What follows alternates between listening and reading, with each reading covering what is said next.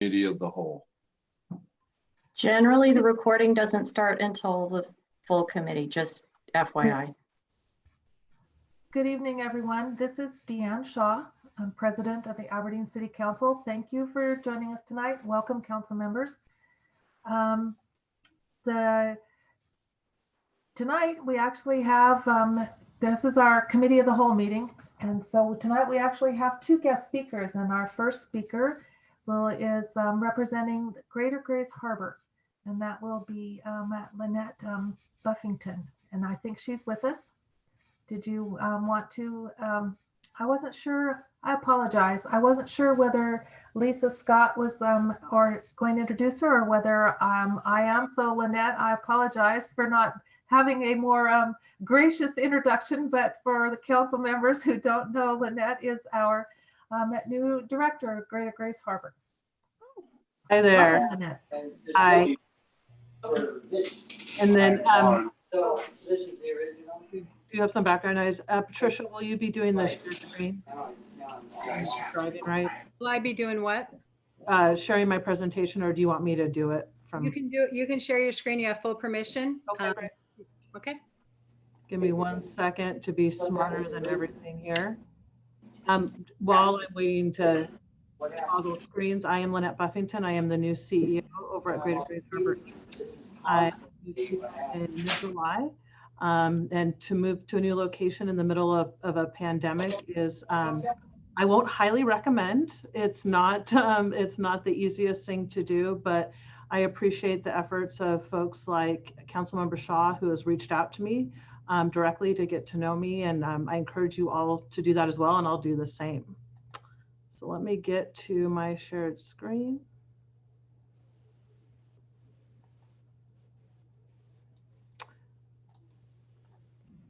Do you see a PowerPoint presentation? Okay, and I'll take it to beginning. And do you see the, curious if you see the presenter view or others, or the real deal?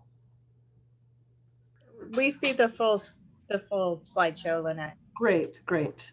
All right, well, I'll go ahead and get going. We also have on the line Grant Jones, who is has historically been Director of Business Development, and he also was the interim between Drew Garson and myself. Grant is now a contractor with us, but I wanted him on the call in case there's some questions that I can't quite answer because he has a greater depth of knowledge. So many of you know, but I know some of you are also new to the council. We, as Greater Grays Harbor Inc., have a municipal services agreement with the city covering these these 6 areas. Primarily, this is what we've been up to over the past year with the providing COVID-19 business assistance and relief, taking up a lot of our time, as I'm sure it has for you all as well. But we've also maintained our efforts on developing the economy, promoting local business, and investing in tomorrow's leaders. Extracting Aberdeen from the whole county, this is a bit of a snapshot of the city. So within our membership, 144 businesses are from Aberdeen. We've provided business assistance to 95 of those businesses. And then 168 businesses in the city are receiving online benefits. And I'll reference this a couple times during my presentation. And what this means is that some of these businesses that are not members have an online listing in our directory, at our website. And we have made the effort to enter restaurants, the food and beverage industry, and the lodging industry to give them free online listings in our online directory so that they would have a web presence. Currently, many of our businesses in the harbor do not have a web presence, and this is just one way of extending that. From our online directory, over 16,000 the listings have been viewed over 16,000 times, and that's again the businesses in Aberdeen. And we have directly referred out from our online directory 773 times.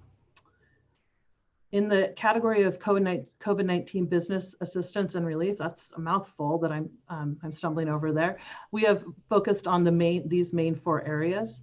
We have assisted 268 businesses through this process. A lot of it was just explaining what's going on with the relief options, what are you eligible to do? What are you not eligible to do?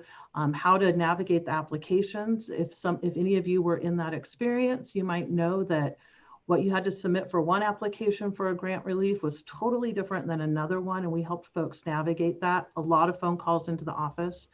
We also had our businesses confused about what they were allowed to do in the phased reopening, and so we acted as a support system during that process, answering a lot of calls, seeking greater clarity out of the state, but really tried to be there for our businesses. And of course, some of our standard operations of having a rapid response if there was going to be a larger shutdown or, a business shutdown or startup assistance, because people did start their businesses during this time. And then just general business consultation. Broken down by sector, we assisted 66 in the retail industry, and then food and bev and retail, services coming in behind that. But those were the top 3 that we provided assistance in, and you can see the breakdown across all the sectors there as well. This is a great quote from a company or a business over in Cosmopolis that really articulates what we do with business assistance. Any business can pick up the phone and ask us for advice, and we help them navigate that. Either we're going to connect them to a resource, maybe we're lucky enough to answer the question directly. We're going to help them work through whatever that challenge may be. And it runs from the entrepreneurial startup to the much more tenured business seeking some sort of assistance, clarification, or navigation support. We also, like you, were involved with the small business grants, and that takes up quite a bit of time, but we're really proud. We've been able to administer nearly $500,000 in aid into the community. Back in June, we wrapped up the first round of Working Washington grants. We have funded 30 businesses, and the Department of Commerce estimates we saved 90 jobs. We're in our second round right now. We're closing that up, and that's $151,000 into the community. And over the next couple months, we will be doing a CDBG microenterprise grant for businesses with 5 or less employees, where they will get technical assistance. And we've contracted with the city of Elma to help them administer their small business grants. We've also really worked hard in heavy communications to educate the business community and just the general community, because there were so many questions during the early stages of COVID, and there still remain so many questions. We created a COVID-19 resource page that's visited, over 5,000 views. We have social media posts, over 100 posts going out. We've sent out over 18 emails through our Harbor Insider distribution list with well over 1,000 subscribers. And while we can't take all the credit for the success of the payroll protection loans, we do feel that we are able to support businesses and educate the business community. And there's close to $86 million in paycheck protection loans that went out into the Grays Harbor community. We also checked in with folks to find out how they're doing. In the early part, we did some check-in about sentiment and relayed that information to the Grays Harbor Incident Management team. Then we checked in with folks on June about their funding needs, demographics, impact, and things like that. And we're putting the following touches on our impact survey to close out the calendar year, and we'll get that out to the business community.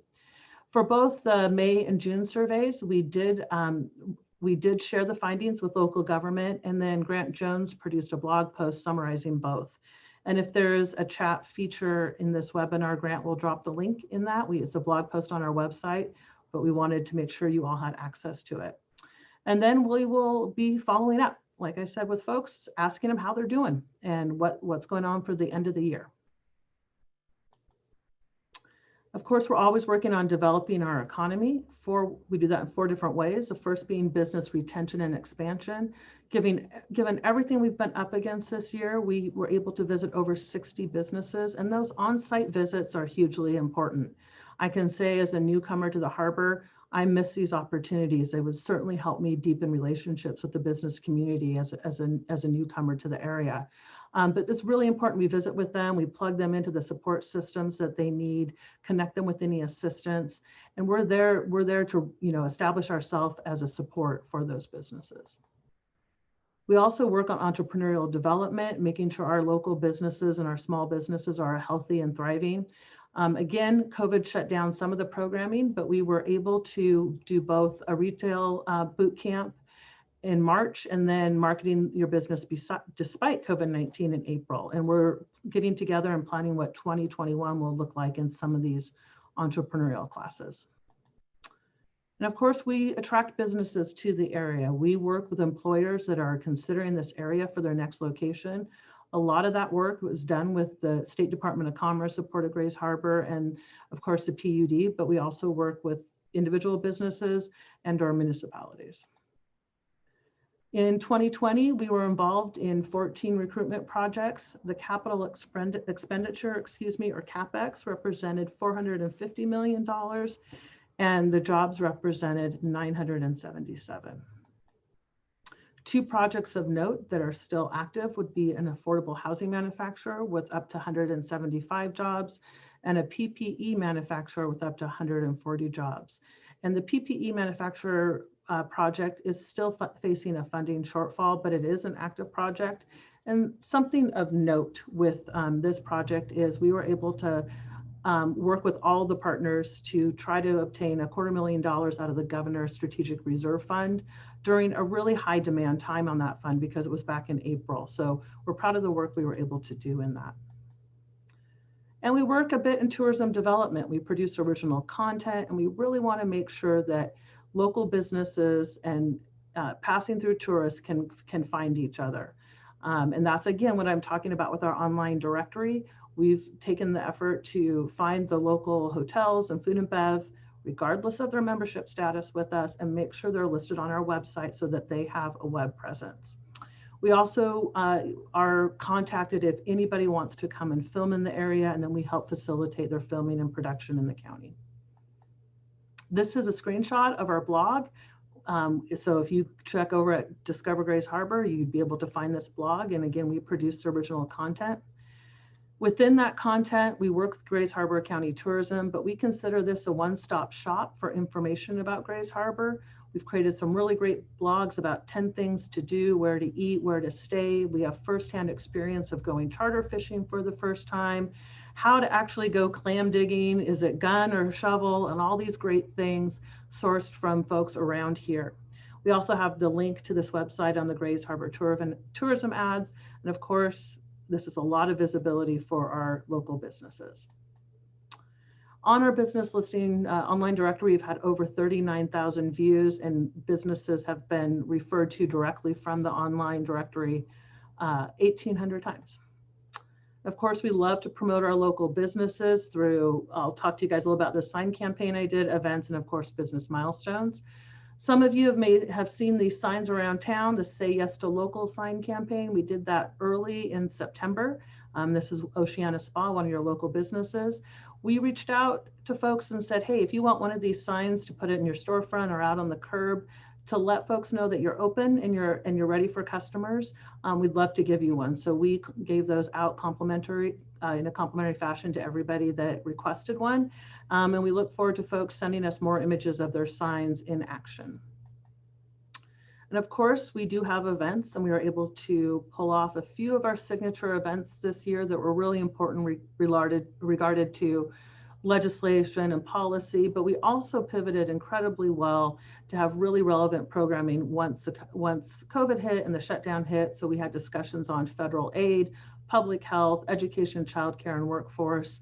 And then in a great partnership with KXRO over a series of weeks, we did candidate forums that were broadcast live on our Facebook page and KXRO's Facebook page. And those can be found, any of them that happen can still be found on either of our pages or a KXRO website. But we did, I think, 8 forums with local candidates. And many of you know us for our ribbon cuttings. In 2019, there was a record number, 50 ribbon cuttings done in the county. That's a huge number. To put that in perspective, I came from Tacoma Pierce County Chamber, and we never did 50 in a year. So this is a huge number. In 2020, we had 3 done, 7 on the books, but had to cancel them. But we're back in the market again, and so we're out there. We're doing them really safe and adhering to all safety standards. So if you know a company that wants to do a business milestone or a ribbon cutting, we'd love to be out there. You can check out our Facebook page. We did a visit to Harbor Pacific. They were business of the quarter, and you can check out how we handled the safety precautions. And of course, we are investing in tomorrow's leaders, both with Leadership Grays Harbor and the Greater Grays Harbor Foundation. Leadership Grays Harbor is a 6-month course in leadership principles, and we partner with the college And this year in 2020, given everything that people faced, we were really happy to say we had 16 graduates.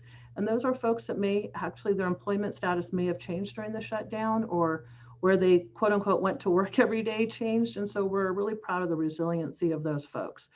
The people that usually participate are both from private and public sector, and it's open to any member of the community. And it's an excellent professional development resource for anybody trying to invest in some of their staff and get them to the next level of leadership. And we have the Greater Grays Harbor Foundation, primarily supporting entrepreneurship and career opportunities for high school students. Since 2015, we've put out $48,000.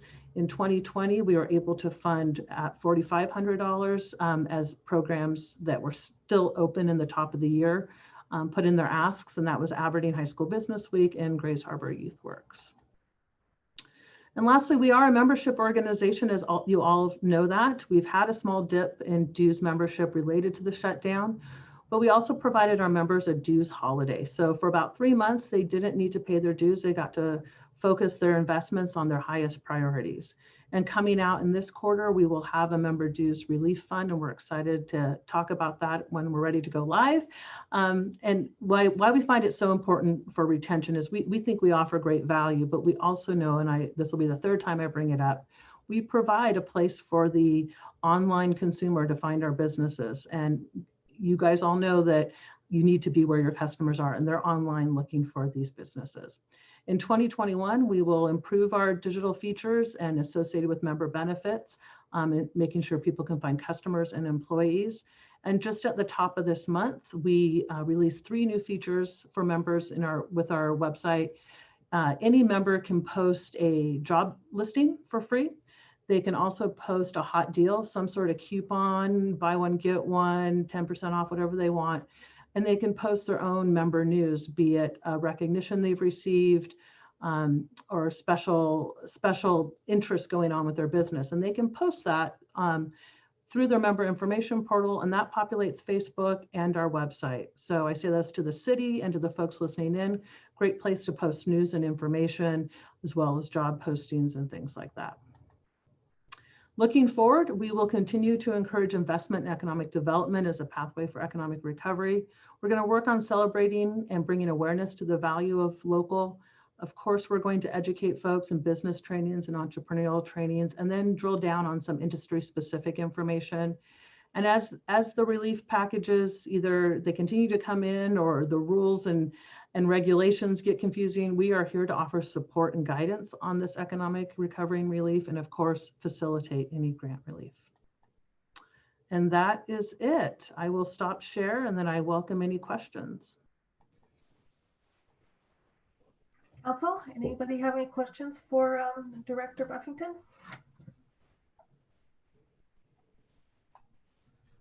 This is Council Member Ellis, and thank you very much for that very helpful overview. Thank you.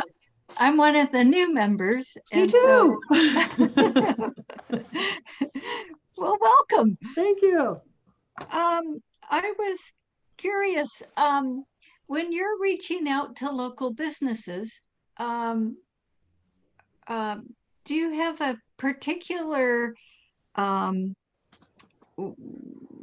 criteria for connecting with perhaps some of the Hispanic businesses in town who might otherwise be on the periphery of our business? We don't necessarily. I welcome that question and a discussion on it, because it might very well be a neglected business population in the area. So we don't necessarily have a strategy, but we do have some folks we have historically pinged for support, be it in language support. We also have some great partners at the state through the Department of Commerce that can provide technical assistance on language support. So we have a list of vendors we could use. But in terms of strategy and outreach, we don't necessarily have one. The last round of grants we did, Working Washington 2, we were asked to really look at how we reach those exact populations you're talking about, be it historically underserved communities for whatever reason. So we were really asked to identify that and work on that outreach. Thank you. I know that there are many small businesses who are very important in the community, and for them to know that they're appreciated and they have access to resources that perhaps they're not hearing about would be super helpful. Yeah, and I welcome more discussions on that. Again, coming to this area in the middle of everything we're going through and not being able to just go to a meeting and have coffee with someone or find out all these depth of resources or networks is challenging. So I welcome any discussions on how we might be able to reach those populations better. Oh, wonderful. And then just one more question.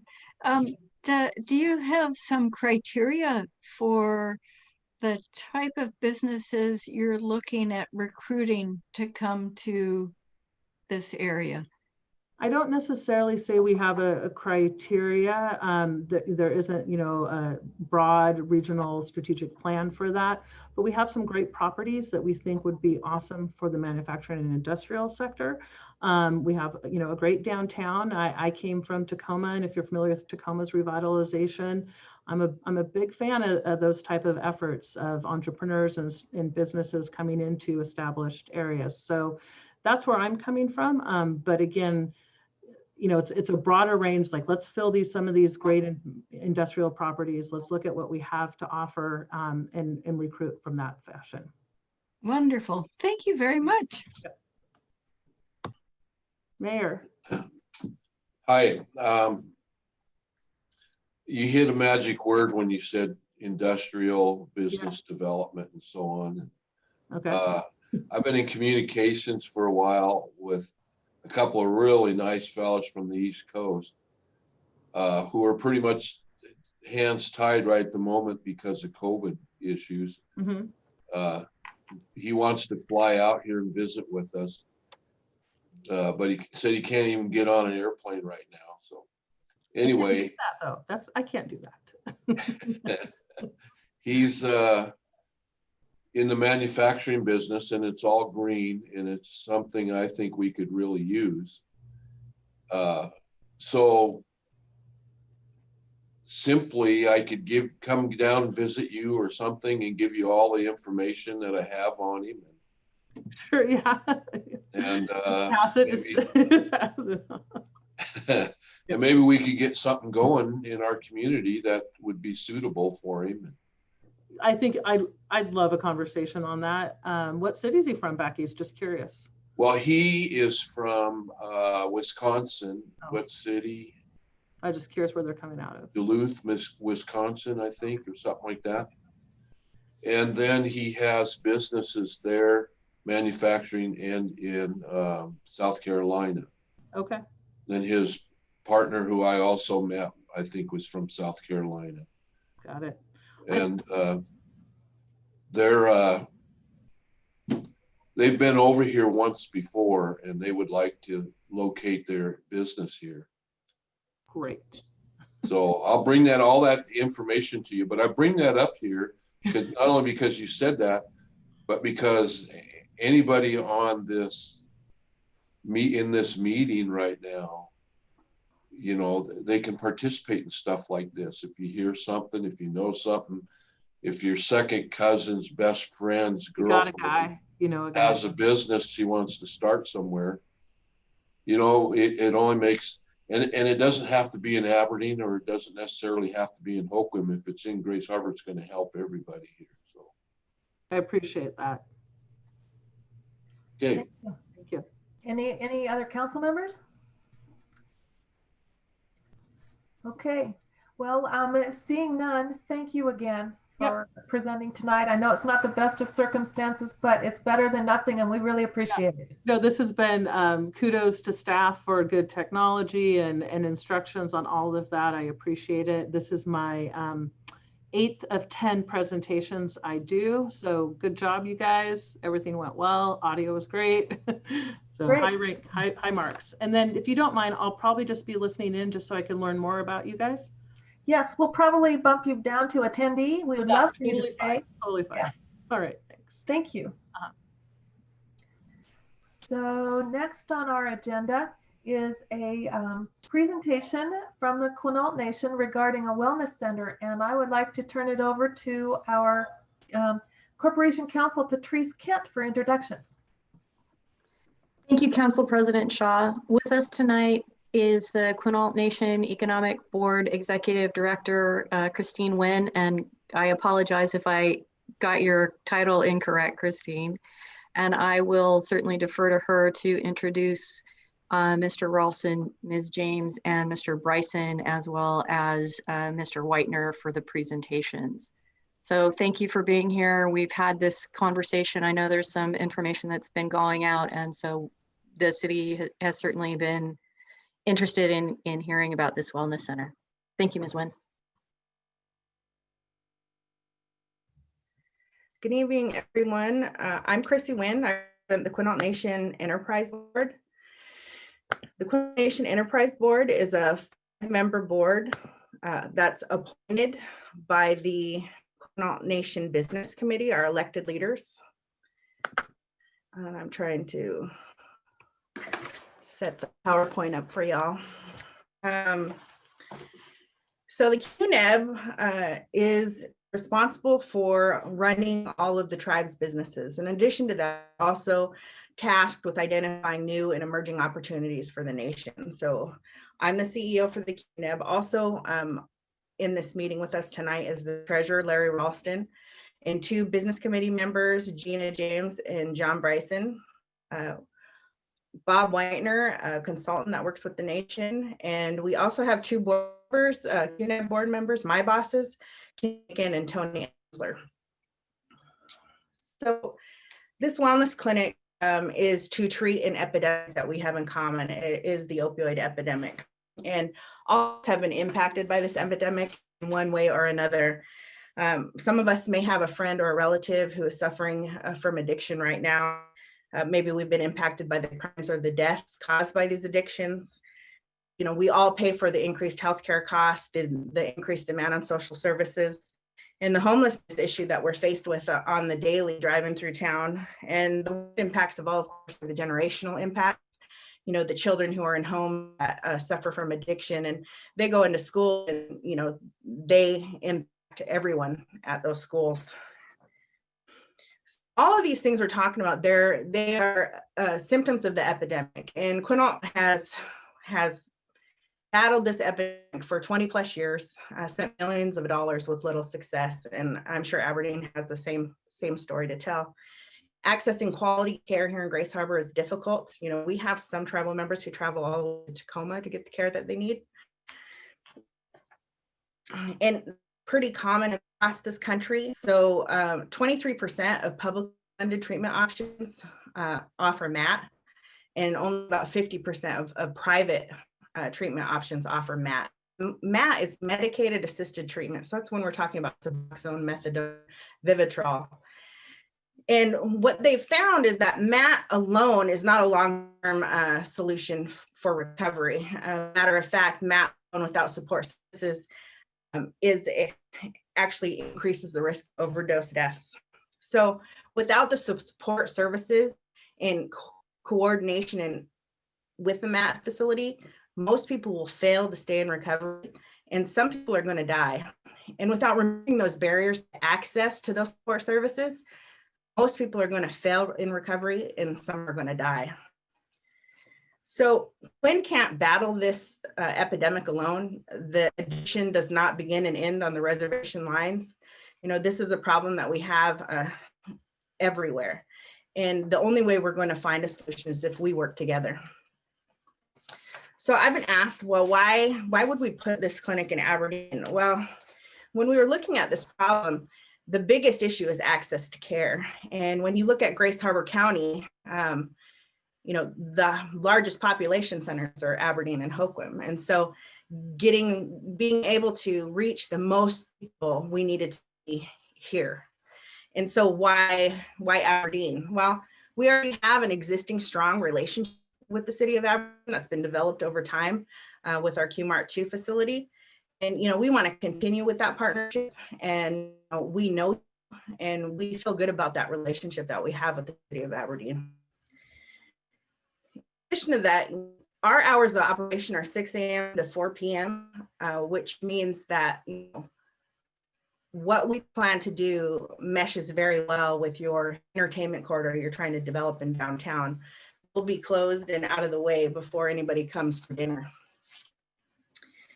When we started looking at buildings in the area, the WorkSource building kind of rose to the top for a few reasons. And, you know, the zoning is appropriate for our project. It also is an entire city block, which means that we can change the entry to the building over to the Michigan or State Street side. And that has two benefits. The first is it provides a little more privacy for the clients. And the second is that it will lessen the impacts of the traffic coming in and out of the clinic on the main thoroughfare Heron. In the close proximity to other services such as ESHS, CAP, that's an advantage for our clients to, you know, help them in their recovery. And, you know, it's also an opportunity to create a beautiful building on the main thoroughfare of this city that both Aberdeen and the Quinault Nation can be proud to have.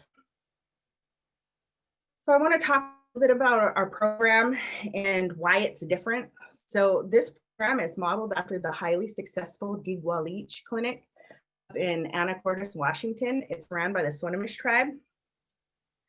So what's the difference? Well, this isn't a dose and go facility. Dose and go facility, a regular MAT clinic, is a clinic where the comes in, they pick up their methadone, their Suboxone, their Vivitrol, and they walk out the door. And sometimes they get a referral, but they can't get those services under that same roof. And so what we're offering is, yes, it's a MAT clinic, but it's a holistic, whole person, evidence-based treatment option. And we provide wraparound services that not only treat the medical side of addiction, but the psychological collateral damage that's caused by the addictions. This is an outpatient only, no inpatient, no overnight stays. You know, we just operate from 6 to 4 p.m. And this program is specifically designed to remove barriers. So, you know, I want to talk a little bit about those barriers. What are they? So what they found is the people who are coming in to get these services, 70% of them don't have driver's licenses. And so transportation is a huge issue. And what I stress here is that we will be providing transportation, but we are limited to our IHS service area, that's the Quinault Nation. And that means we can only service people who are residents of Grace Harbor County, a small part of Jefferson County that includes Queets, and part of Pacific County. And that's, so we can't bring people in from Olympia to have services at our clinic. We can't bring people in from Shelton. This is a community-based clinic specifically to address the problem that we have in this county. So we're going to provide transportation for our patients. We're going to pick them up from their house, bring them to our clinic. They're going to be able to go in, get the care they need, and hop back on their shuttle, and we're going to take them back home. There's not going to be loitering.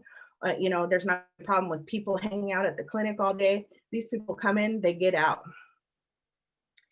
Another service that we're going to offer in this clinic is on-site childcare. Now, a lot of people would, why would you have children in a drug rehab center? You know, why would you do that? Well, it's because many of the clients who come in for these services have children, and what they lack is a safe place for their children to go when they're getting these services. And so that's a barrier for them accessing their care, and it's a barrier for them to remain in recovery. So by having this site childcare, it's much like an IKEA drop-off center where you go shopping and come back, where you get to drop your kids off, you go in, do your group session, get your MAT medication, maybe have a dentist appointment, and then you can come back, pick your child up where she's safe, you know, comfortable, and you get to take them home. And that just removes that barrier for so many people who need the help. And, you know, and for me, you know, it's a double bonus because we're lessening that impact, that generational impact of addiction on that child. The unique thing about our clinic and the program is that it ensures accountability. So when a patient comes in initially, they're going to get both a medical and dental exam, and then they're going to get a mental health and a substance abuse assessment. And then we're going to create a custom plan for that individual specifically that they need to follow in order to be in our clinic. And so when they come in for their follow-up care, they're going to enter their name into our kiosk. That kiosk is going to say, okay, well, you have a behavioral health session today, family therapy session today, and you need to go pick up your medication. If you don't follow through with those referred resources, those services that you need, then you're not in our program, and you can't stay in our program. You have to get the services you need. And what's interesting about MAT alone clinics, the dose and go facilities, is that they do these referrals. They refer patients out all the time to go get mental health and substance abuse therapy. The problem is that only about 1 in 3 actually follow through to get that care. So 2 out of 3, 65%, never get the care they need. And that's why those MAT facilities don't have the huge success rate that this model has. So the DeGual model, it has a 77% success rate. 77% of the clients who come into that facility stay in the program and stay in recovery. And that's unheard of when we're talking about opioids. So I want to talk a little bit in detail about the program itself. So yes, it's a MAT clinic. We'll be providing Suboxone, methadone, Vivitrol to the clients. But more importantly, we're going to be providing primary care and dental care. And why we do that is because it prevents those pitfalls of relapse. Oftentimes, clients will go to a primary care or a dental office, and they will get a prescription that is not conducive to, recovery, and it will get them to relapse. And so we ensure that that doesn't happen. Additionally, we have behavioral health counseling there to help those mental and emotional issues that are caused by opioid addiction. You can hear my daughter in the background, she's 2. Substance abuse counseling, we offer substance abuse counseling to help people get the tools they need to recover. And what's really beautiful about this program, and what I really want to stress, is that 25% of the clients are in the DeGual program do not suffer from opioid addiction. They actually suffer from alcohol abuse or methamphetamines addiction or stimulant addiction. This clinic can service a whole wide range of substance abuse issues, not just opioids, although we specialize in opioids. We'll also provide group counseling because individuals need that support to stay in recovery. And the best thing is we provide family counseling for the entire family so that they can get help they need to navigate that addiction that's in their home. We will provide case management and social service referrals. We'll help them on housing assistance or food assistance, whatever they need. We're going to provide the resources to get them help. And one of my favorite things about the clinic is that we provide life skills training. We're going to teach them how to live within a budget, how to get a GED. Do you need an education? Let's figure out how to fill out your FAFSA and create an education plan for you. Those support services that are going to help these clients build a life that they can, re-enter the normal, everyday life. We're also going to offer childcare on site. I've already talked about that a little bit. Removing that barrier to care, transportation services, ensuring that people can access the care they need, and a professional security team that's going to keep the area safe. Hold on, let me grab my.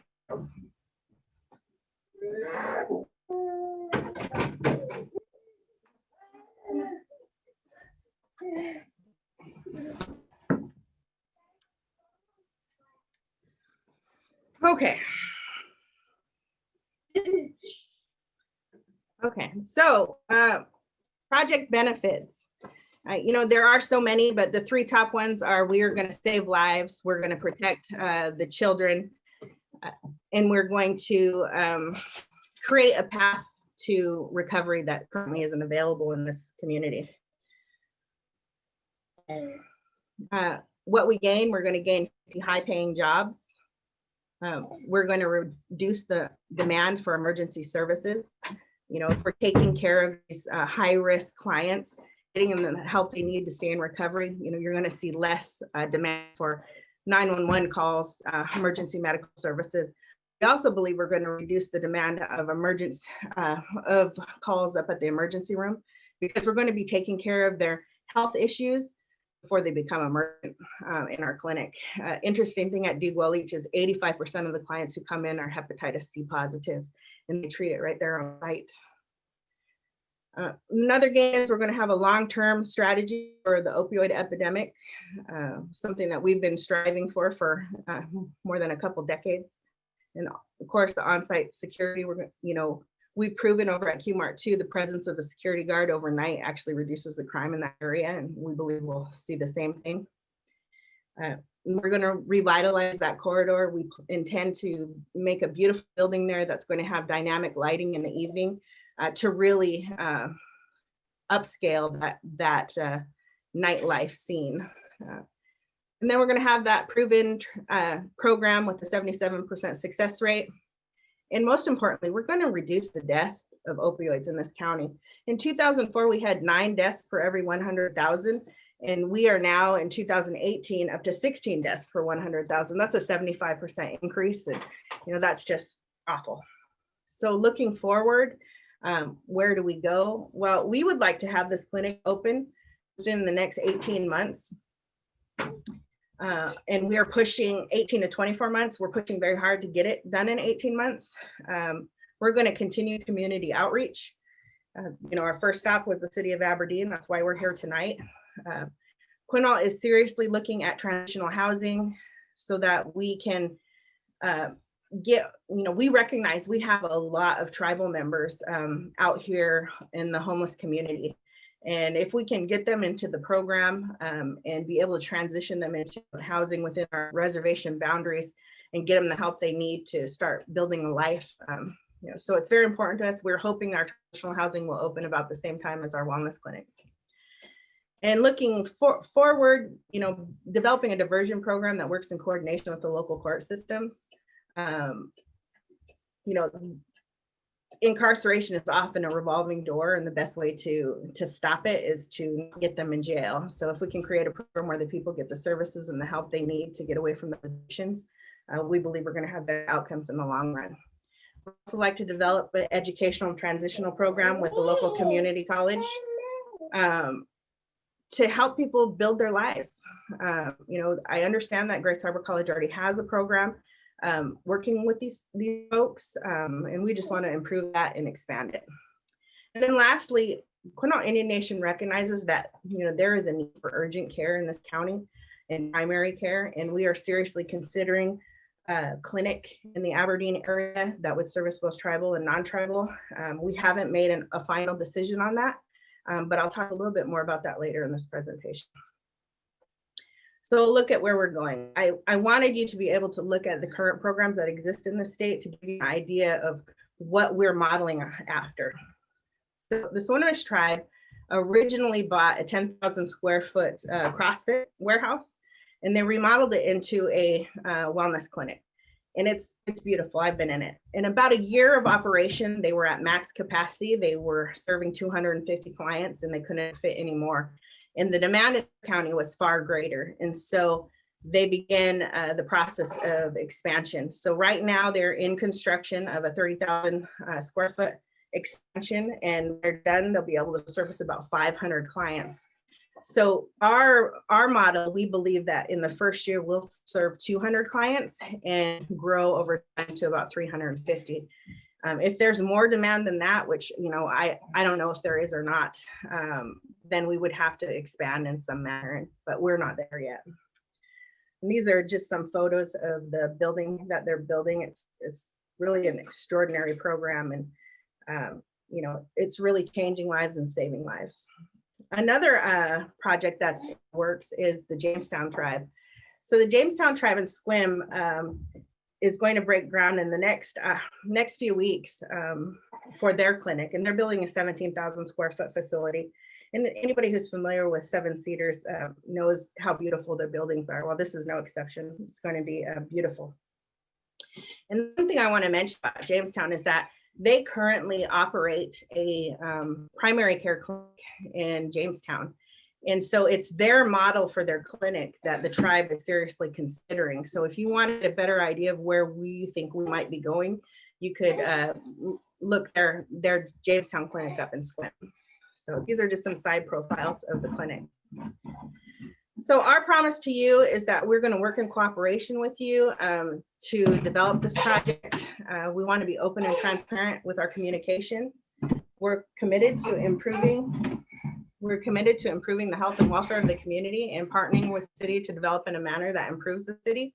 You know, Quinault Nation has been here since time immemorial, and we will be here forever. And you know, we want Grace Harbor to succeed, Aberdeen to succeed, and we want to be part of that success. And, you know, this is an opportunity to save lives and save families from the devastating impacts of opioid addiction. And, you know, I really hope that we can all support that. So with that, I want to thank you for your time and allowing me to present today, and I'll open for questions.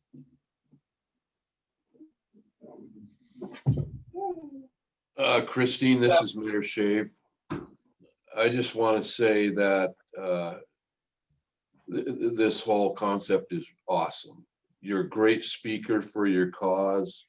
You've done a wonderful job tonight. I've had conversations with some medical people that have told me that this program is wonderful and it works real well. So I'm real excited that this is happening here in Aberdeen. Thank you. Thank you. We appreciate the support. Christine, thank you for the presentation and sharing your daughter with us. I just love that. Do any council members have any more questions?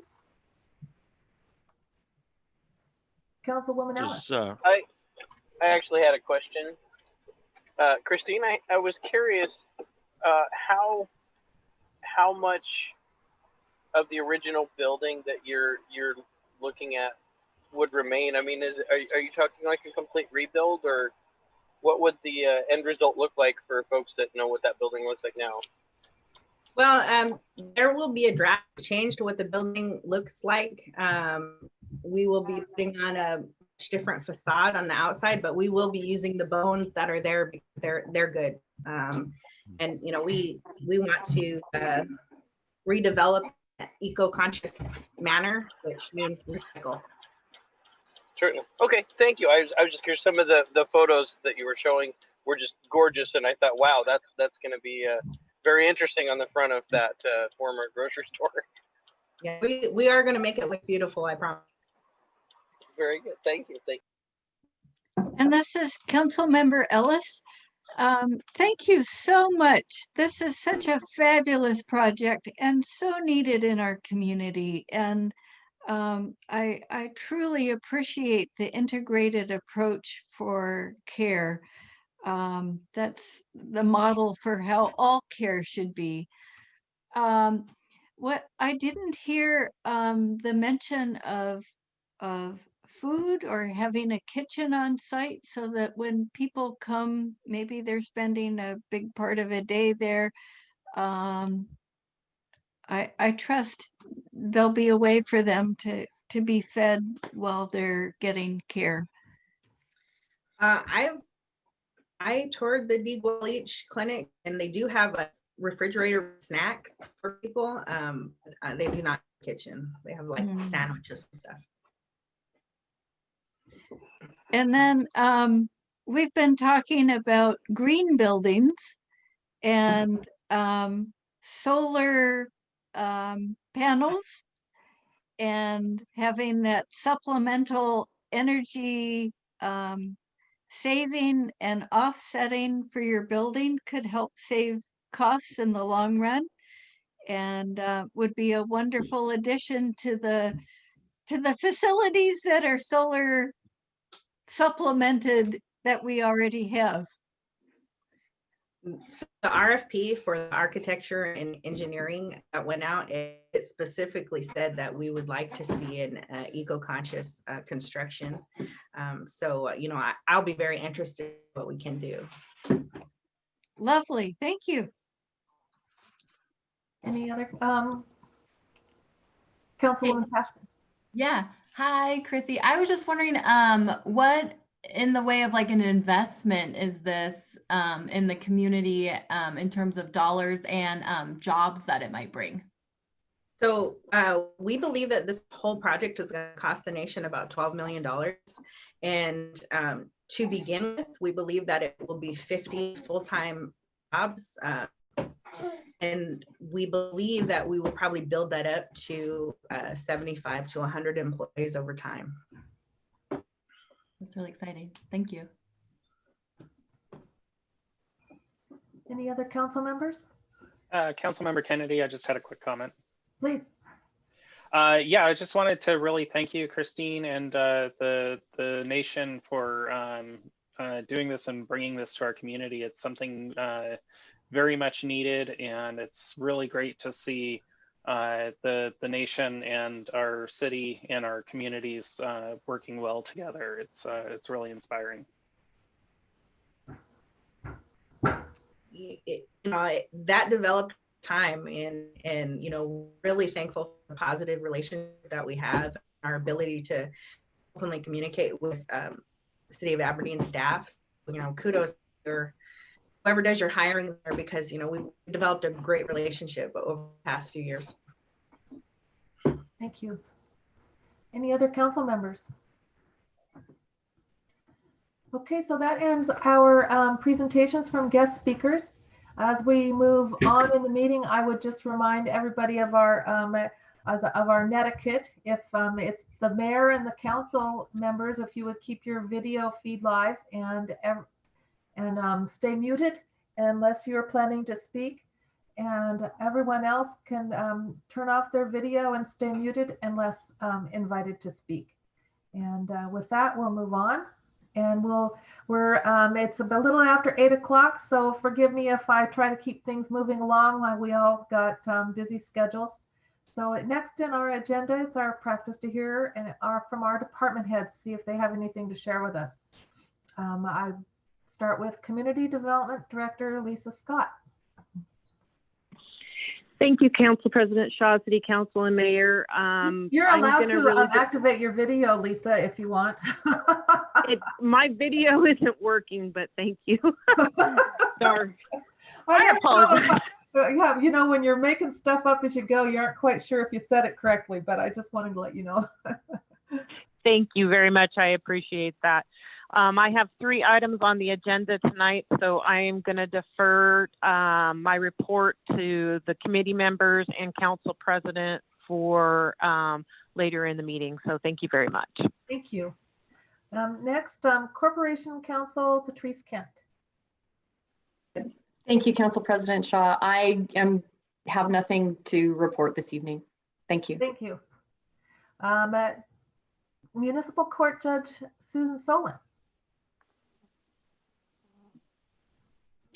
Good evening, Council. I don't have anything to report. I'm just here in case there's any questions about my reclassification requests. Thank you. Thank you. Our Finance Director, Patricia Soul. Thank you, Council President. I don't have anything other than I'm continually working on budget. So you'll see some stuff coming up soon. Fire Chief Hubbard. Good evening, Council. Public Safety met tonight at 18:30 hours, and I will defer comments to Council Person Tani Andrews, who is the committee chairperson. Thank you. Thank you. Parks Director Stacy Barnum. Thank you, City Council. This is Stacy Barnum. I emailed out my update to the council, and I know I said I would go over it tonight, but I know we're pretty late into the meeting already. Please let me know if you did not receive my update. On the agenda tonight, I have one item. It's a request from the Board of Museum and History for a session of items. Thank you. Thank you. Police Chief Steve Shoemate. Thank you, Council President Shaw. I'll defer the other topics that I had with respect to public safety. I do have one item, though, that I do want to mention because it's coming up for us, and it's certainly something that's passionate for me, and it's Shop with a Cop 2020. As most people may be aware, every December, Shop with a Cop in Grays Harbor County brings together local children and law enforcement officers for a morning that involves breakfast, let's see, picture with the Santa, riding in a parade with law enforcement vehicles, and of course, capped off with some excitement involving shopping at Walmart. For me personally, it's just been a very joyous occasion, and I've only missed it twice since its inception in 1999. So The Shop with a Cop program will not be occurring as it typically has. This year, the program will be modified and focused on the individual agencies. The police department will be working with several families and their children associated with Robert Gray Elementary School. And for those who are not aware, the selection of children occurs through a rotation of our local schools on a yearly basis. And this year was supposed to involve Robert Gray, so we are keeping with that rotation. Within the next couple of weeks, we are going to erect what we call a giving tree that will be put up at the police department, and there will be gift ideas for the families that are being served. Community members can purchase items listed on that giving tree and then provide those gifts to the Aberdeen Police Department for wrapping. That's where our volunteers will come into play.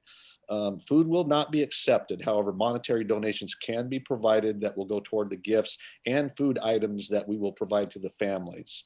And then in December, the police department will be working in partnership with Chief Hubbard and his crew, and we'll be presenting the selected families with the gifts and the food items.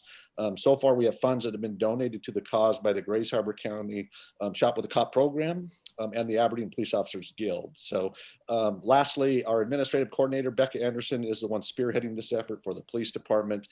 Anyone interested in providing monetary donation can do so through the police department, but via our Aberdeen Police Officers Guild. And so, you know, with all the challenges, I'm excited and certainly looking forward to a very positive program that this has been year in and year out. So thank you for your time. Thank you. Is our Public Works Director, Rick Sanger, with us? I am here. Thank you and good evening. We met yesterday at 4 o'clock, Public Works Committee. I have a report, or I gave a report to Nathan Kennedy and my committee, and he will pass that on along. The only thing I'd like to add is that Public Works is in the process of replacing a number of people that have retired, and this is a good time to let it be known that we are looking for a Public Works accountant and an engineer 3, and we will be looking for some maintenance workers in the next month or so, probably looks like 2 or 3. So good opportunities. Thank you. Next on our agenda is the mayor's report. Mayor, do you have anything for us tonight? One thing, you might have had rumors going around, but it's been a tough week, and I would like to report that Sarah Haynes is no longer employed by the city of Aberdeen. If there's any further concerns or questions, council, you're welcome to meet with me in my office at any time. So, and that's all I have. Thank you. Thank you. Next on our agenda are non-standing committee reports. Typically, I go through our role and ask each council member whether they have anything, but if it's okay with the group, I will just ask if anyone has anything to share tonight. I think Councilwoman Ross, we had an RFA meeting. We did have an RFA meeting, but because of the time, I was going to wait till next meeting. Oh, I'm so sorry that I called you out. No, that's okay. It's just really exciting to hear the different committees and how hard they're working. And we're going to actually be seeing draft proposals at our next RFA meeting, and I just can't wait. So more to report next month. Thank you. Any other council members have anything to share tonight? Well, seeing none, that concludes the committee of the whole, and I will turn it over to the mayor for the council meeting.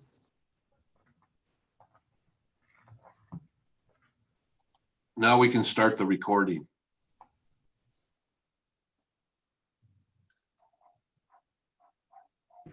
It's been on since we started it at the first. Sorry.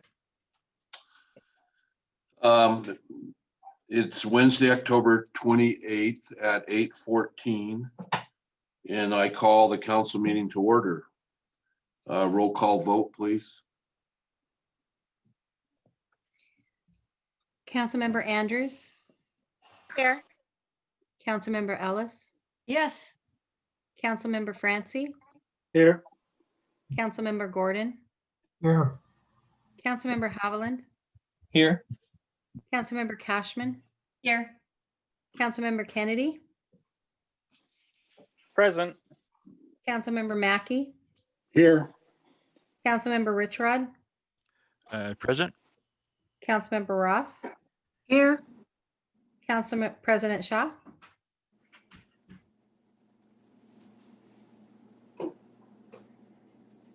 You muted, Deanne. Here. Councilmember Short,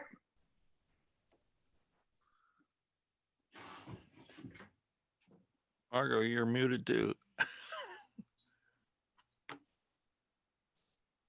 Mute. Oh, well. Hi. Yes, here.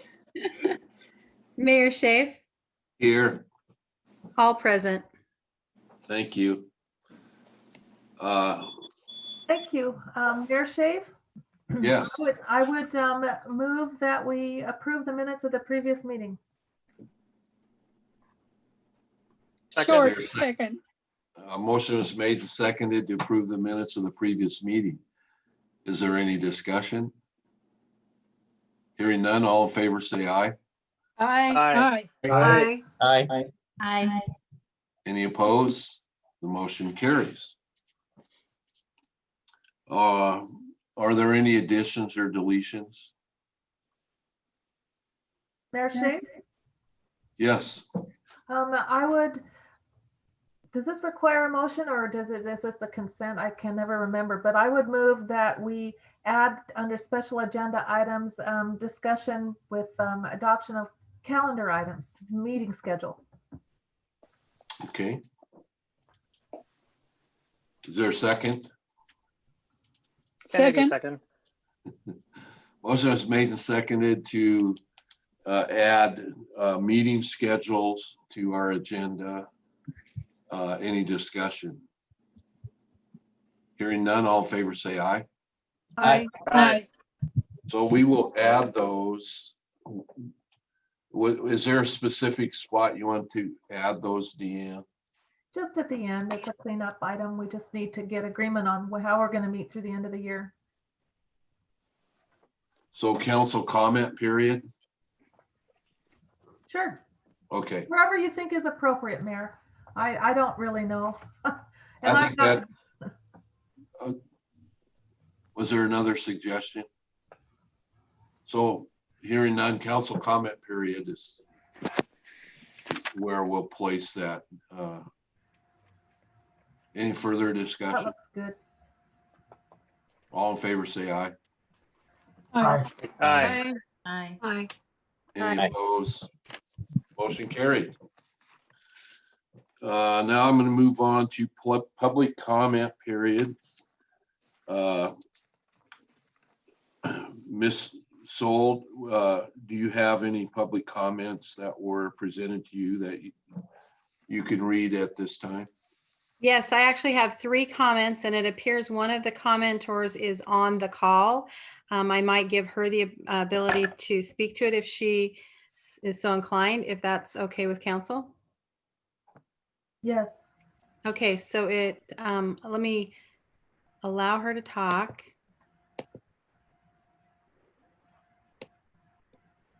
Nancy Cooley, I'm probably pronouncing your name wrong. Would you like to comment? It's Kyle, and you can just go ahead and read it in. We need to move along. All right, I will. Okay, so I'm going to pull them up and share the screen. 3 comments that are being asked for. Hold on.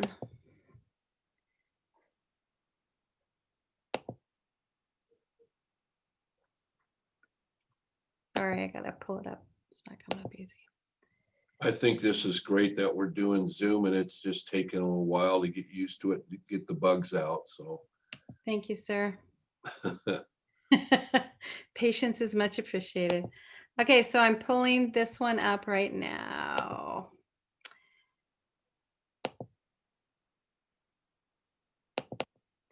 So this comment is from, let the lady we just spoke to, and she presented it today, City Council Public Comment, October 28th, 2020. My name is Nancy Kyle. Kyle. I currently live at Smith Lake. I graduated from Weatherwax and was the Aberdeen Museum of History volunteer coordinator at the time of the fire. Since the City Museum Board reformation after the fire, I've not missed a meeting. My personal opinion is that the city is not fair to that board. The city has never stated whether they wish to go back on to an all-volunteer museum such as they had in the early 2000s, or if they are willing to pay salaries for employees and operation costs in the future, and if so, in what financial range. Since their appointment, the City Museum Board has assumed support for a new museum, but as council, do you just want a few displays in the gateway or more, or a real museum? If just small displays is your decision, with several discussed locations being on upper floors, what will happen to the fire trucks, the weir grader, and the other large items? Now that an insurance settlement has been reached, there's suddenly a debate of the level of funds that will be available to buy or build a new museum. But these men and women of the City Museum Board have donated 2 years trying to anticipate what the city will support. They have assumed their time would not be wasted working with the collection and searching for a site if no funds would be allocated to the project. They are owed your personal backing, financial support, and serious thank you, as well as specific instructions on their goals. If you have no answers but want recommendations on these issues, when and how. They have never been asked or charged specifically with these responsibilities or given any scope of their charter. Signed by the person that commented. And so the next one is, I'm going to share my screen again.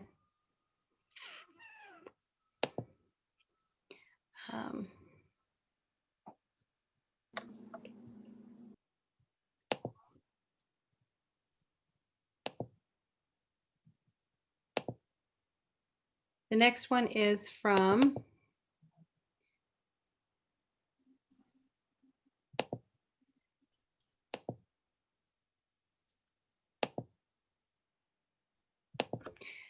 Gary Lennon.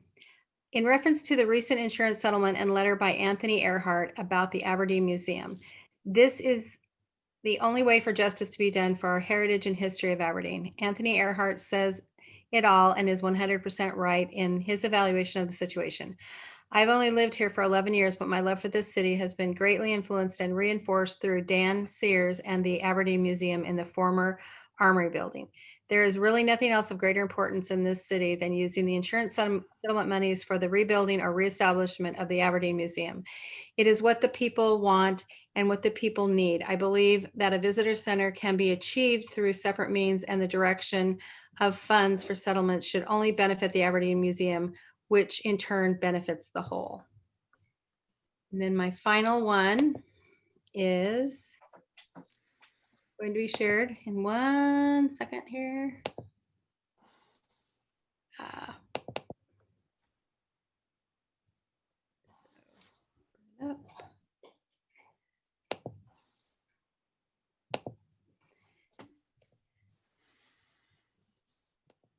This one is from Rob Warren from Ward 6. Dear Mayor Shave and City Council members, my name is Rob Warren and I live in Ward 6 of Aberdeen. I'm writing to let you know that I'm deeply disappointed in the condition of the city's homeless camp behind City Hall. I went today and was appalled by the occupants and have been allowed to bring furniture and garbage into the camp. It looks like a garbage dump. Can you explain why this is being allowed? Are Aberdeen taxpayers not paying a salary to code enforcement officer? Are Aberdeen taxpayers not paying for security at this camp? Try as I may, I cannot fathom any scenario in which this should be allowable or acceptable. Since City of Aberdeen and all of its employees at the City Council cannot effectively manage a homeless shelter in a healthy and acceptable manner for as little as 24 people, I'm requesting that it be shut down as soon as possible. I'd also like to know why the council has not listened to the city-owned property listed the city-owned property located on Michigan Street for sale. Why is this being postponed? Why hasn't the city council moved forward on this? By contacting an area realtor and asking them to do a CMA current market analysis so that you can get a professional opinion on the property's value, then list it and sell it. The council voted to shut the camp down and to sell Michigan Street property, so I'm wondering why the council has not moved forward on this. Also, I'd like to let you all know how difficult it has been to hear council members during telephone council meetings. Most of the time, the council president's phone sounds off as if it's in another room. And during the last meeting, a member made noises, possibly typing noises, throughout most of the meeting, even after they were asked to mute their phone, making it very hard to hear what was being said. So I'd just like to ask if council members could please keep their phones muted when they're not speaking, unmuted when they are speaking, and make sure they're speaking up loud and clear directly into the receivers so that the public can hear the meeting better. Respectfully, Rob Warren. And that concludes the comments that I received. Thank you. Now we'll move on to the Finance Committee. Council member Debbie Ross is the committee chair. Do you have a report? Yes, thank you, Mayor Shabe. So our Finance Committee met this evening via Zoom at 6 p.m. And we reviewed the vouchers for tonight and then discussed both of the reports that are on the agenda. I would like to mention in regards to the first report that we had 6 applicants for our third round of CARES funding, and our committee met on Monday evening to review those applications and make recommendations, which we will be doing a little bit later. We were really disappointed in the few number of applicants and spent quite a bit of time discussing other ways we might be able to reach out to businesses in our community. So staff will be working on that in the future.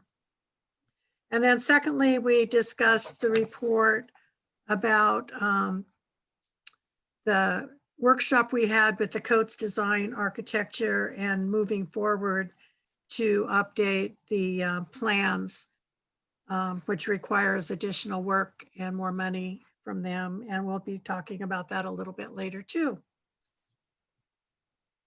So we'll move on with the approval of expenditures, and I recommend approval of expenditures and payroll.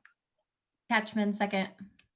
Motion been made and seconded to approve the expenditures and payrolls. Is there any discussion? Hearing none, this is a roll call vote, please. Do I need to read the motion first or roll call first? No, the roll call. The motion was just read. Generally, you would include the motion so that you know the amounts that are being paid in the check numbers, and then you do the roll call. Thank you, Patrice. You're correct again. Go ahead and read the motion then. Motion to approve accounts payable in the total amount of $432,039.15 and payroll in the total amount of $89,519.62. Check number 70708-70863 and wires 1217, 1219, and 1221. And that is it. Okay, roll call vote on this, please. Okay. Councilmember Andrews? Yes. Councilmember Ellis? Yes. Councilmember Francie? Yes. Councilmember Gordon? Yes. Councilmember Haviland?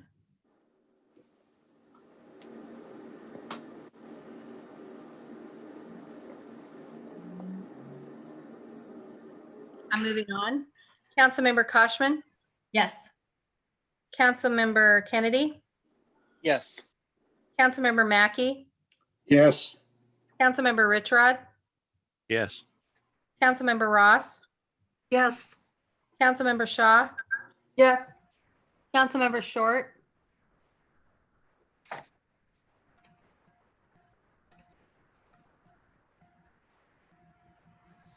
Margot, you're Councilmember, you're muted. I pushed the wrong button again. Okay. Someday. Yes. And then Councilmember Haviland? Yes. Thank you. Unanimously approved. Thank you. Committee Chair Ross. Thank you. Now moving on to reports and communications. We have a report from Finance and the Community Development Director recommending that the City Council authorize the mayor to execute the recommendations of the ad hoc committee for the CRF small business grants.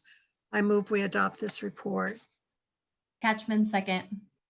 Thank you. Motion was made and seconded to adopt this report. Is there any discussion? I would just like to add that we are recommending 3 grants for a total of $4,766. Thank you. Any further discussion? All those in favor of this report, say aye. Aye. Aye. Aye. Is there any that oppose? This report is adopted. Okay, thank you. Moving on to our second report. We have a report from Finance and the Community Development Director recommending that the City Council authorize the mayor to execute a contract amendment to the current contract for services with Coates Design Architects for the Gateway Center in the amount of $124,658, not to exceed a total contract amount of $845,586. I move we adopt this report. Catchman, second. Motion was made to and seconded to adopt this report. Is there any discussion? Mayor Shave, at this point, I want to put forth an amendment to the staff report on this report. In the second to last paragraph, it states, therefore it is recommended that the mayor be authorized to execute a contract amendment for a total not to exceed $1,101,660 of additional funding with the Coates Design Architects. That was an error, and I'm asking that we please amend the report to remove that paragraph. Catchman, second. Okay, thank you. Motion was made and seconded to amend the report as described. Is there any further discussion on the amendment? Hearing none. All in favor of the amendment, say aye. Aye. Aye. Any opposed? The motion carries. The report is amended.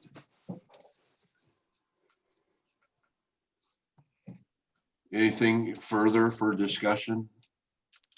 Well, under further discussion, I would just like to add that we had quite a lot of discussion about this topic tonight. And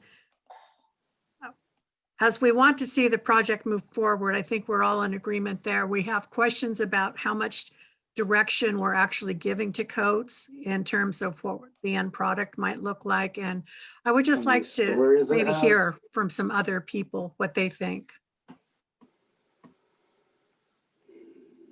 This is Councilwoman Andrews. I'll say that, at our workshop last week, I was quite disheartened that we veered so far off track of the original design of the building and the original intent of the building. So I'm not sure if we need to meet again to make sure we give them. I just want to make sure that we're very clear on exactly what we want in the building. If we're going to pay for them to go, I'm kind of confused. If we're going back to the original design, why we need to pay for them to go back to an original design that they already designed. If we're going back to the original design, then it was already done. But that's, I'm not the bean counter in that per se. But, I think it's important that we all come together about exactly what we want out of the building. Mayor Shea? Yes. So I think Councilwoman Andrews kind of captured the gist of our lengthy conversation in the Finance Committee. We feel that this, I probably shared more than most. I feel that we're at a crossroads, and the decision we make on next steps is a multi-million-dollar decision, not just a $124,000 decision. And we are new back to the table discussing this. And I just think Coates would give us the grace to make certain that we are in a position to give him clear direction. And so I'm hoping that we will, we're just, before we made a motion to table it or something, we wanted to get a discussion going with the council on whether there's an interest to have a some sort of a strategic, ad hoc committee that will come back with something that we can really get our mitts around. So thank you, Councilwoman Andrews, because that was pretty much where our feeling too, that we need to all have a coming together again. Hello, this is Frank Gordon. I have a question also here. Being that our brothers and sisters from the Quinault Nation are going to be changes in their building to look like it was in the old days, when our logging community and everything, I feel in my heart that if we made our gateway in a sister relationship with them, that'd be a major attraction more for the city than just a building coming off the bridge.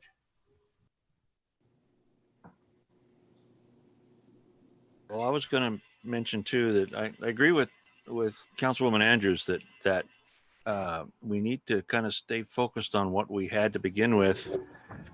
You can't really see it because it disappears. But anyway, here it is. That work is, yeah, that work was done in February of 2016. I'm trying to get a digital copy. I thought I had one, but I don't. But because I had asked about, things related to a business plan and financial assessments and all that, and that already has been done. That was a almost a $500,000 document that we got for nothing actually. And so if we're going to revisit this whole thing, that's going to cost a lot more money, it seems like, because I've never heard of a architectural project where change orders don't cost much. And we've already got $4 million into this thing. Let's keep going with it. I mean, it's going to take a while, but let's do the best we can. And so I've contacted Matthew. He's going to send me a digital copy. I'll distribute it to everybody. And oh, great. Yeah, it's going to take him a day or two to look it up, but anyway, well, it didn't show, but and I can't share it on the screen, but the drawing on that document is not the drawing that the official, final rendering. That's the one the public decided on, but that's the one that they had. So anyway, that's all I was going to say. Katie?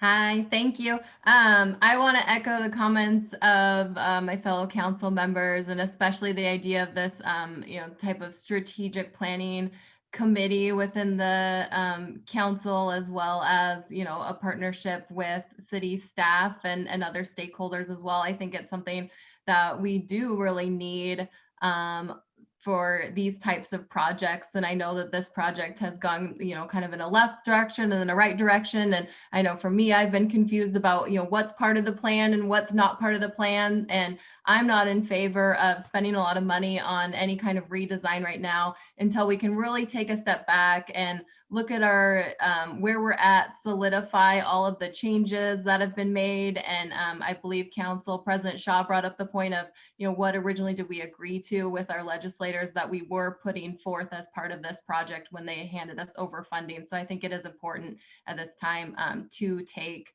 that step back and go from there. Nathan Kennedy. Thank you very much. I'd just like to, once again, echo what a lot of the other council members are saying, and that I was actually very surprised at the presentation that it had been taken from 2 stories to 1, and a lot of the changes that had been made in that rendering were not what I was expecting from this particular project. And the last workshop I remember attending, they'd presented much more of a event type center that I think would be very beneficial to this area, and especially to our hotel businesses, because if we have something like that right here in Aberdeen, then we can, get some of that traffic that keeps going out to Ocean Shores. We can fill up those hotels, which will definitely make them happy, and also, really be a driving revenue stream to help actually make this thing pay for itself down the line. So I'd really like to see what we can do to get this thing back on track, because it seems to have kind of derailed a little bit from what the concept I was proposed for. Okay. Liz Ellis. I guess I'm not clear enough on the earlier iterations, but I do think it's a good idea to have a smaller group distill the pieces that we want to see in this building and to have something cohesive to present to coats. At this point, I'm a bit confused about whether there's consensus on whether the Gateway Center should also be a component of our museum, or if that's a totally separate facility. It seemed like at the workshop we heard some support for the proposal that there would be a museum component housed within the Gateway Center, but there's certainly a lot of interest in the community about having a museum facility, and I'm sure that would be represented in the thought process of a subcommittee.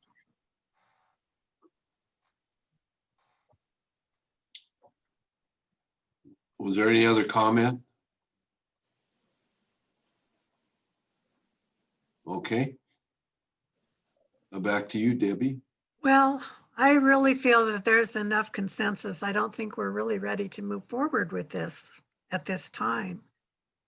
So is it possible to withdraw this report and ask you to form an ad hoc committee or subcommittee to work on a presentation for the council? We're the council, we can decide who's on the committee. Okay, I'm agreeable with that. Don't you think that's really a better way to go, though? Yes. It sounds, yeah. I mean, I think that's what I'm hearing. You might have to table it now since we voted to amend it. Okay. I think you can just table the motion. So I move we table this motion. Until- second. Motion's been made and seconded to table this motion. Is there any discussion on that? Are you going to a specific date? I didn't hear that in the motion. I didn't say a specific date. I didn't know. I was hoping I didn't have to. Okay. Sorry, I mentioned it. That's okay.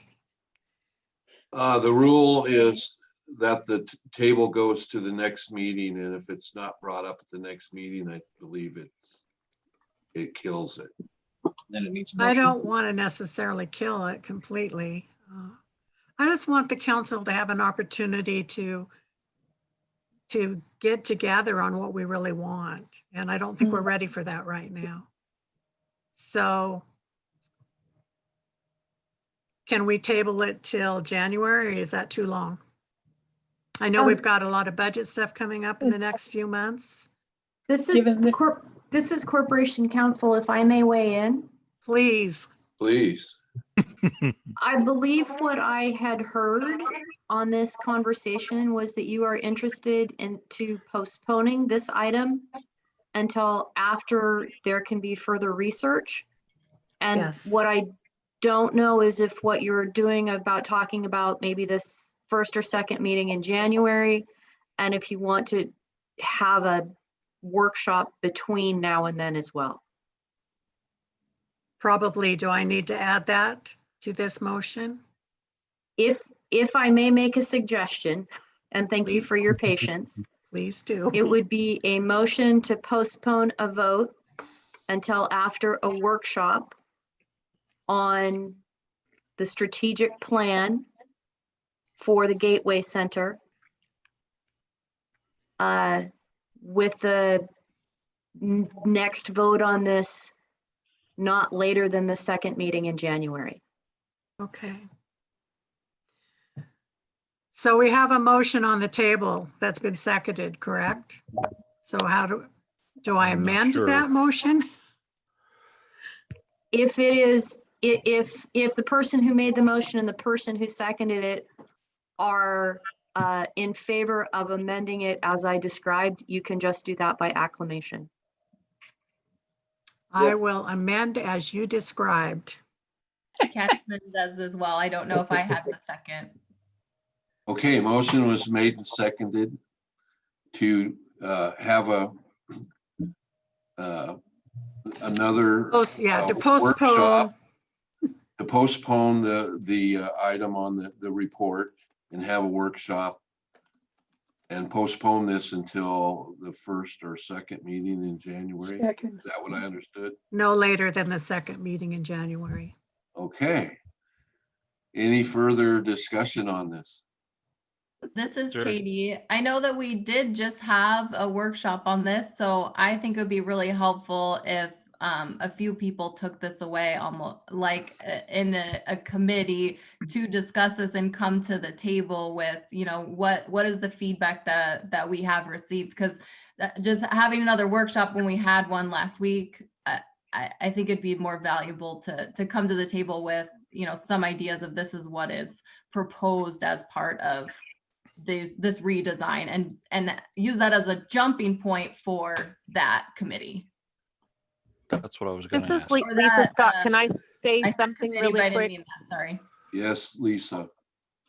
I would suggest too that you invite the Gateway Center Committee, who has been working on this from the very beginning, to participate, because they have some insights that they could share as well. And I think it would be beneficial for the council to hear from them. This is Councilmember Haviland. I'd also like to add, it might be worth inviting someone from COATS to present again and maybe give us a better understanding of what they are thinking now. What exactly they're proposing for the money that's in this report. Right. Okay, any further discussion? I would be happy to be part of that committee. I believe the motion on the table is to postpone for a workshop. It sounds like Katie made a motion to amend that there be an ad hoc committee appointed to research it instead, to meet with whoever they need to meet with. For clarification. Yes, that is my motion, Patrice. I'll second that if Katie needs it. Thank you. Motion is made and seconded to amend the previous motion and add an ad hoc committee. You're getting. And so, is there any further discussion? I think everybody knows what we're voting on now. No. We might need a flow chart. I believe we're voting on whether we're going to form an ad hoc committee. Correct. To present Okay. to the workshop. Yeah. To present to the committee, no. Oh. So it's Okay, no sorry. workshop. So as I understand the amendment, it is no workshop, ad hoc committee to present not later than the second meeting in January. Okay, I That's thought what we the were still amendment, that having is a the, workshop. that is the like it. amendment. That was my understanding too. That's not it. No. Okay, Somebody needs to be able to write fast. I am okay with the way that Patrice stated it. But when does the council get to discuss it then as a group? Right. Open council. In No. open council, not at another workshop. Yeah, bring the report back to the council. Okay, Yeah. okay. So the ad hoc committee will bring the report back to the council so the council can discuss it. Mhm. Okay. Okay, any further discussion? All in favor of the motion, say aye. Aye. Aye. Any opposed? Hearing none, the motion carries. So the report number 2 is postponed until January, where an ad hoc committee will be formed and present to the council before then, or somewhere between now and then. And Mr. Mayor, if I could just clarify with Patrice that everything was completed through the flow chart on that.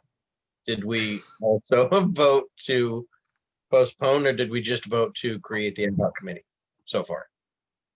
This was the vote on the amendment. So the process is to vote on the amendment. Okay. Dan. And I believe that's what was just voted on. Correct. Okay. Thank you. I thought I was following along. Okay. And Patricia, I know, is keeping notes because, and I'm trying not to, it's hard for me to not jump in because I'm kind of bossy. And I have the video, so that will be very helpful. Well, looking for legal advice and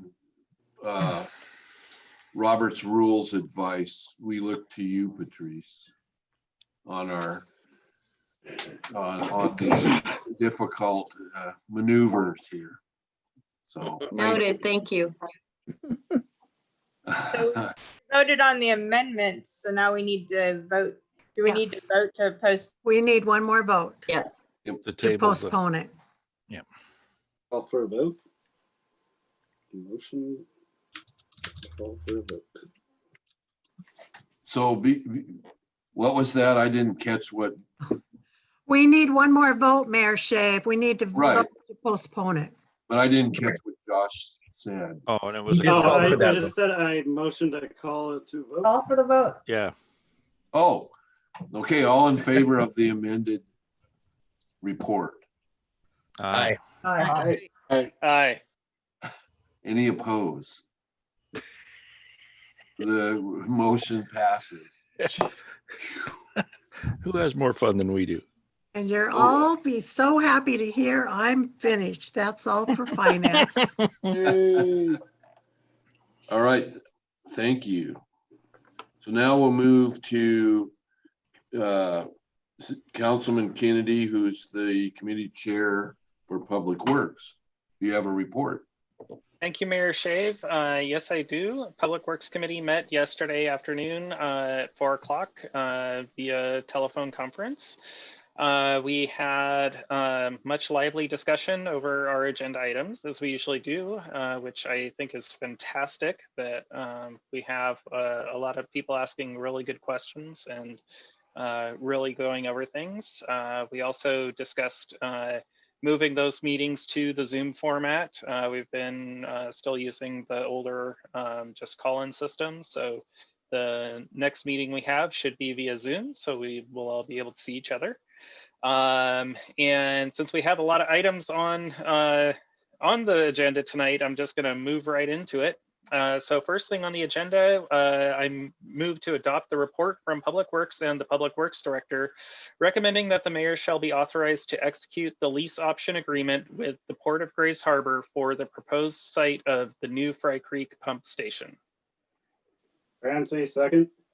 Motion was made and seconded to adopt the report. Is there any discussion?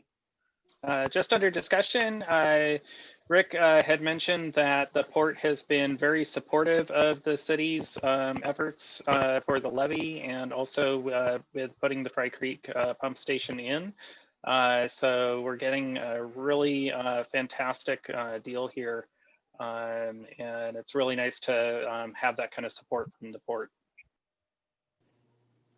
Okay. Any other discussion? Mayor Shave? Yes.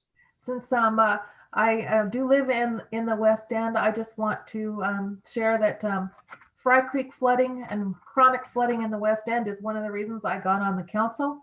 This has been a year, and lo and behold, it was something that they had started to look at and was in the works. So this is a years-long project, and I just want a huge shout out to our Public Works engineering and Public Works staff for staying on this project. It's going to change lives. Thank you. Any other discussion? Hear none. All in favor of the report, say aye. Aye. Aye. Aye. Are there any opposed? Hearing none, the motion carries. The report is adopted.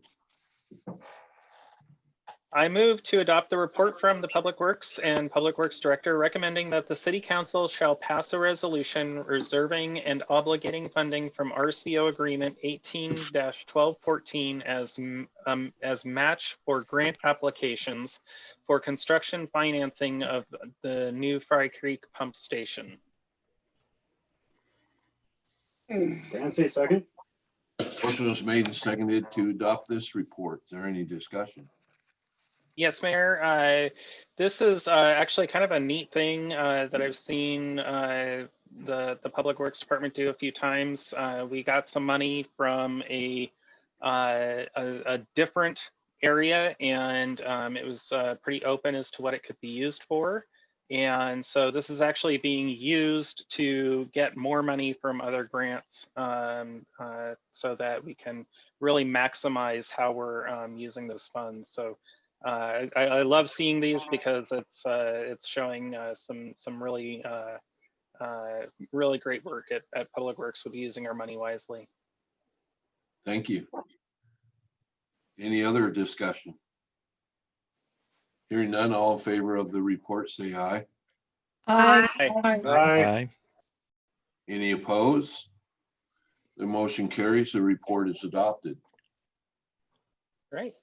I move to adopt the report from Public Works and the Public Works Director recommending that the City Council shall rescind and replace Resolution 2020-18 to reflect the amended project name and authorized agents for the submission of the 2020 RCO Boating Facilities Program grant application. Clancy, second. Motion was made and seconded to adopt this report. Is there any discussion? Under discussion, this is a report that we brought in last meeting, and the main difference is that the name of the project has changed to make it more inclusive of the whole waterfront as opposed to just the boat launch. So this will make it a lot more meaningful to what this project actually is. Okay. Thank you. Any other discussion? Hearing none, all in favor of this report, say aye. Aye. Are there any that oppose? Hearing none, the motion carries. The report is adopted. I move to adopt the report from Public Works and the Public Works Director recommending that the City Council authorize $15,000 plus tax for the trade-in upgrade for a new wheeled excavator from Washington Lift Truck DBA Pacific JCB. Clancy, second. Motion was made and seconded to adopt this report. Is there any discussion? Yes, under discussion, this is replacing a unit that was bought not long ago that has been plagued with gremlins and other warranty issues. And Public Works was about to just, ask for a complete refund and go somewhere else. But this company did actually step up and really offer to get us a brand new unit, transfer all of the upgrades that we had put on the existing one. And the 15,000 is just a discount that they'd given us essentially because they were selling us a demo model at the time. So it's for what we're getting, we're not paying that much. Okay, any further discussion? Hearing none, all in favor of the report, say aye. Aye. Any opposed? Hearing none, the report is adopted. Motion carried. All right. I move to adopt the report from Public Works and the Public Works Director recommending that the City Council shall pass a resolution adopting the updated Grace Harbor County Solid and Hazardous Waste Management Plan for the years 2020 through 2025. Second. Motion is made and seconded to adopt this report. Is there any discussion? Just under discussion, this is just some dotting I's and crossing T's. This was something that should have gotten put through a while back, and we just haven't. So it's finally coming through and making it official. Okay, thank you. Any further discussion? Hearing none, all in favor of this report, say aye. Aye. Any opposed? No, Hearing none. this one. There was one opposition. Is that what I heard? Yeah, that was me. Okay, thank you. The motion carried, the report is adopted.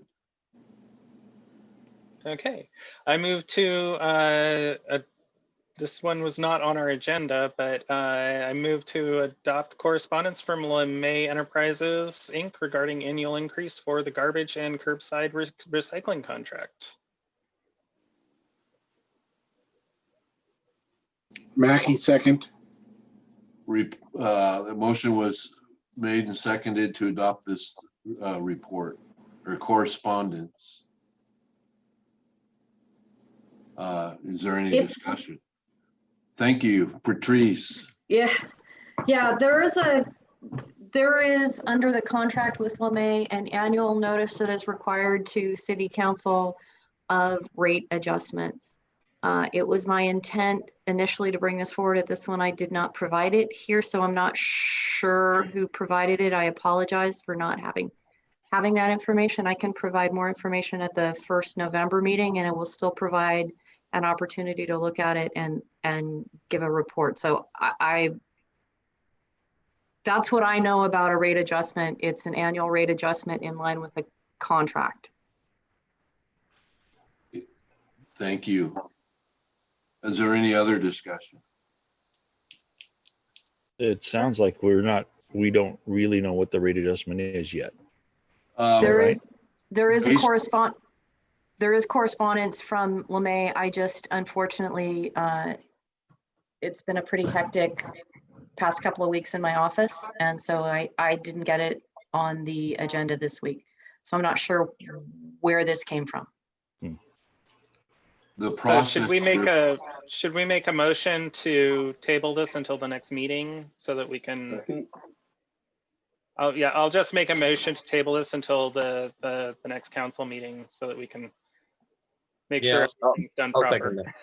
I'll second that motion to table. Motion was made and seconded to table this item 6 correspondence from LeMay. Any discussion? We're tabling the existence of the correspondence. I mean, there's really no action here. Well, that's why I deferred to Patrice way back because it says correspondence. Right. So there is correspondence. I don't know if I believe that I have not provided it to the entire city council. And so there can't really be a discussion of the correspondence until you have it. So I'm sorry, Councilman Kennedy, if I crossed something there. I don't know, as I said, and Public Works Director Sanger, if you brought this up, I apologize for jumping on you as well. I did not. Okay. That's what I was thinking in doing by tabling. We can cause it to be brought up at the next meeting and then everyone will have the opportunity to have seen it. Okay. I think that's a good idea. Yeah, I think that's the best course because it kind of snuck up on me because I didn't even really see it until I just got to it. Okay, so I didn't hear exactly an answer if we need to vote on a correspondence, a table. Well, I believe there is a motion and a second on a vote to table on the floor. Okay. Yeah, the table. Yeah. Thank you. Any further discussion? All those in favor of the motion to table the correspondence from LeMay until the next meeting, say aye. Aye. Aye. Any opposed? Motion carries. This will be tabled till the next meeting. Thank you. Thank you very much. Moving on to resolutions, I move that we approve a resolution obligating match funding in support of grant applications for construction financing of a new Fry Creek pump station. Francie, second. Motion was made and seconded to approve the resolution. Any discussion? Hearing none, all in favor of approving the resolution, say aye. Aye. Aye. Any opposed? Motion carried. The Mayor- resolution is approved. Mayor Shave, the resolution Yes, is 2020-20 for the record. thank you.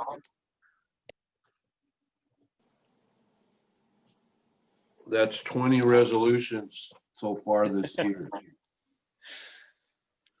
I move to approve a resolution replacing Resolution 2020-18 to reflect the amended project name and authorized agents for the submission of the 2020 RCO Boating Facilities Program grant application. Ramsey, second. Motion was made and seconded to approve this resolution. Any discussion? Hearing none, all in favor, say aye. Aye. Aye. Aye. Any opposed? The motion carries. This resolution is approved. Mr. Mayor, for the record, that is resolution 2020-21. Thank you. I move to approve a resolution adopting the Grays Harbor County Solid and Hazardous Waste Management Plan for the years 2020 to 2025. Haviland, second. Motion was made and seconded to adopt this resolution. Is there any discussion? Hearing none, all in favor say aye. Aye. Aye. Aye. Any opposed? No. Okay, Mr. Mayor, for the record, that is resolution 2020-22. thank you. The resolution was approved.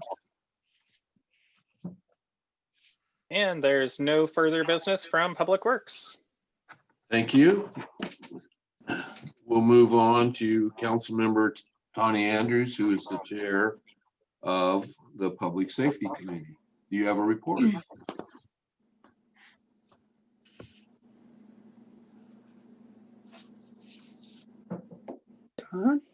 You're muted. You muted, Tawny.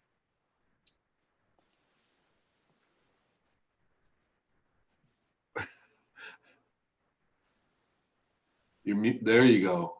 Well, I was trying to do the, well, anyway, so I'll just completely unmute myself instead of push to talk. So we met earlier this evening and on the Aberdeen Police Department. So Chief Shoemate already talked about the Shop of the Cop. Again, get a hold of them if you have anything to donate. So we had some exciting business is step up and help out the department. So the Aberdeen Walmart store recently reached out to Aberdeen Police Department referencing computer monitors for the agency, asking if APD had a need for that. And they actually did have a need for updated monitors in the recently upgraded police officer report writing room. So thanks to Walmart's $1,500 grant, all the monitors in that room will be upgraded to dual monitors. Now, I never really knew the benefit of dual monitors till my job now, but I have them, and when I don't have dual monitors now, it's so much easier. And also, all 3 local 7-Eleven stores gave grants to the Aberdeen Police Department Explorer program. They received 3 separate grants from the Simpson Avenue store, the East Market Street store, and the South Boone Street store, in the amount of $1,000 each, for a total of $3,000 for the Aberdeen Police Explorers program. So the store leaders were Pam Erickson over at Simpson Avenue, Janelle Love at East Market, and Christopher M. Hay at the South Boone Street store. So that'll be great help. The Explorer program has been a little slow right now because of the COVID situation, but they still have 15 members, which is really great. So over on the police department or fire department side, as Debbie mentioned earlier, the Regional Fire Authority met, and the fire chief just brought up that the plan is going along. if anybody has an interest in getting involved now, those meetings are open to the public. And we do them via Zoom right now, so people can sit in like they're doing here and just take a listen at the process for that regional fire authority. And it's amazing that the two departments are coming together and working together. It's just great. You know, every committee has people from both sides. It just, the process is just so interesting. This week, Wednesday through Friday, we have 20 applicants for the position of firefighter that are taking the written test. So they've had to do it over 3 days during the whole, the whole COVID thing, making them part. And so the one agenda item we have is for surplus fire equipment. And let me get back over to this document. I have all these documents open on my screen.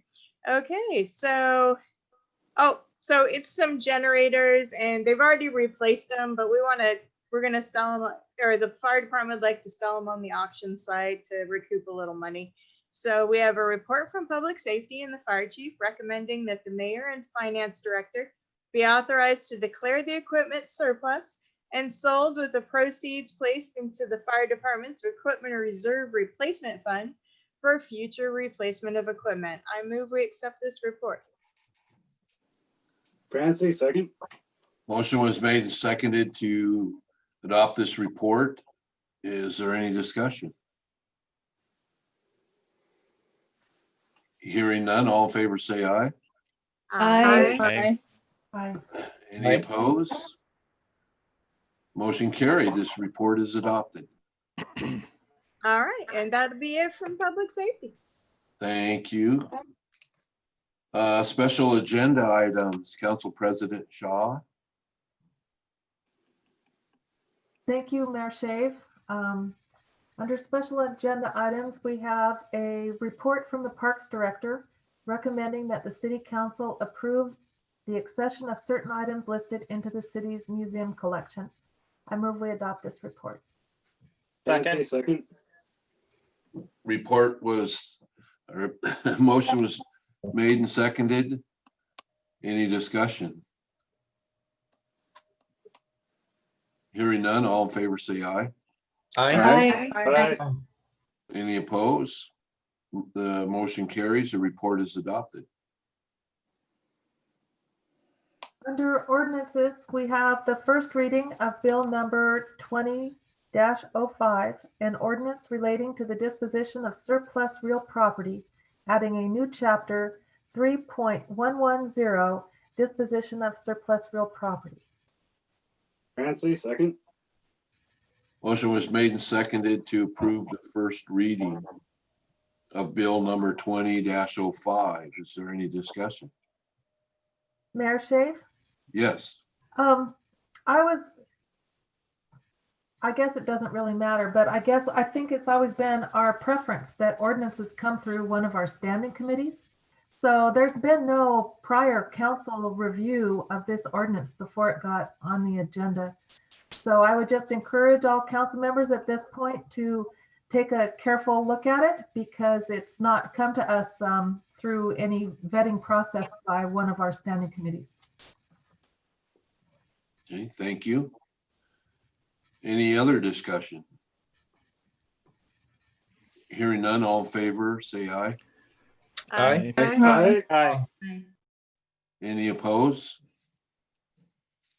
The first reading is approved. Thank you. Next item on the agenda is appointments.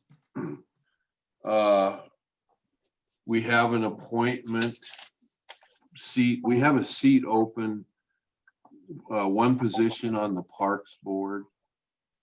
We have one position on the Museum Board and one position on the Library Board. So I am announcing them officially that those seats are available. Anyone out there in the public or anyone, let us know if you're interested. And at the next council meeting, I will make those appointments. Mayor Shave? Yes. Can I add something to that? I also Sure. would share that It has come to my attention that Aberdeen also is eligible to appoint a council representative if we wish to the Grays Harbor Solid Waste Advisory Committee. And so if there's a council member that has an interest in serving on that committee, they should contact the mayor and seek the appointment. Okay, I already saw a hand up out there, and I'm not surprised, so. Good, that's good, okay. Moving forward, city council comment period. Deanne, did you have something? Mayor Shave, yes, thank you for remembering. I appreciate that. At this time, I would like to move that we adopt our council calendar for the remainder of the year and part of the, I need a second for discussion because I was going to ask our finance director to share it with us so that we can all see it. She put it together for me. Yes, Debbie, I'll second. A motion was made and seconded to adopt the council calendar for the remainder of the year. Under discussion, we would like to see what that calendar looks like. Okay, Mayor, I'm sharing my screen right now.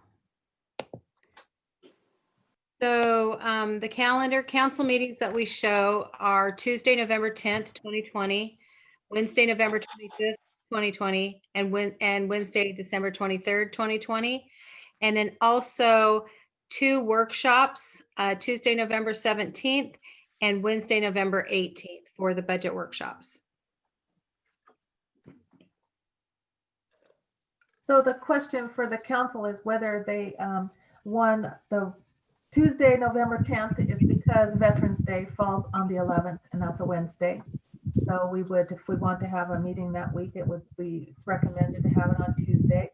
And then we can decide whether we want to have those meetings right before Thanksgiving and Christmas, or whether we want to move them to a Tuesday. So we need a motion for the November 10th date instead of the 11th? Yes, we do. So moved. Second. Short. Motion was made and seconded to approve the November 11th meeting be moved to November 10th. Is there any further discussion? This is Councilwoman Andrews. So we had a motion on the floor to approve the calendar in a second, and then the calendar was asked to be shared. So now we have another motion for November 10th alone. Yeah, thank you, Councilwoman Andrews. My hope was that we could just, you're right, I let us get off track a little bit. My original hope was that we could go through this, and if we were in agreement, just do it and just adopt it as recommended. So what's the pleasure? We can do them one at a time. Let's just. No, that's fine. I'll just. We can knock them out with us. We could just knock them out real quick. Yeah, I'll just withdraw my motion because it should have been an amendment anyway. So I'll just withdraw. Okay. Under discussion, here's the issue as I see it. The November 10th meeting is an unusual issue. So we need to have a motion to approve the November 10th meeting. The December 22nd or the December 23rd and 30th meeting are normal procedures that they're moved to those dates automatically because of the holidays. So the question is, if you want to move those 2 dates in December to the 22nd and 29th, then we need a motion to do that. I have to add the 29th. What about Thanksgiving? Can I interrupt, Mayor?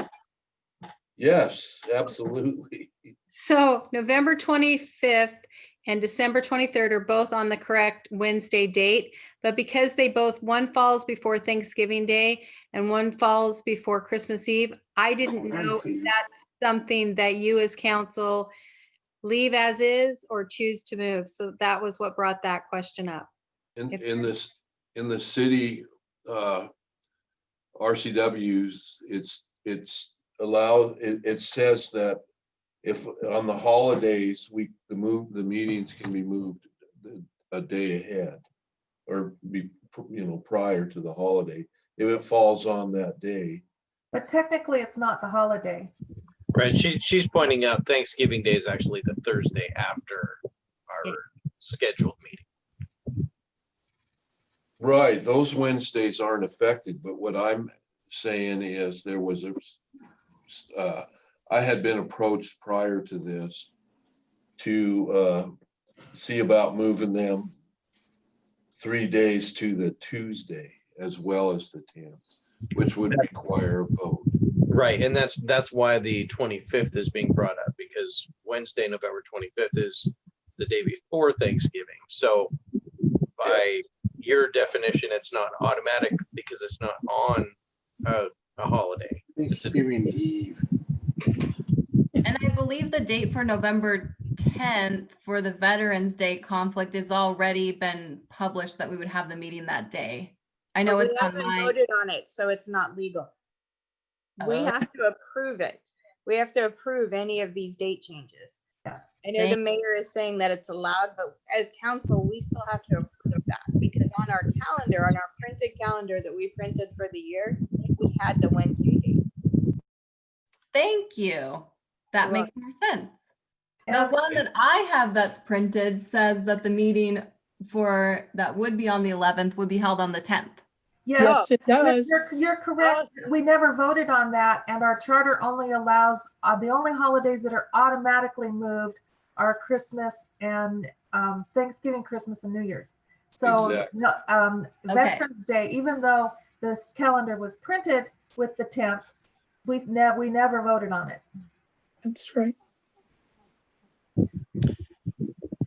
So essentially, we have 3 date changes here to consider, and we've discussed the first two, unless there's any real discussion about the Christmas, because that's again another one that's not on a holiday but a day before a holiday.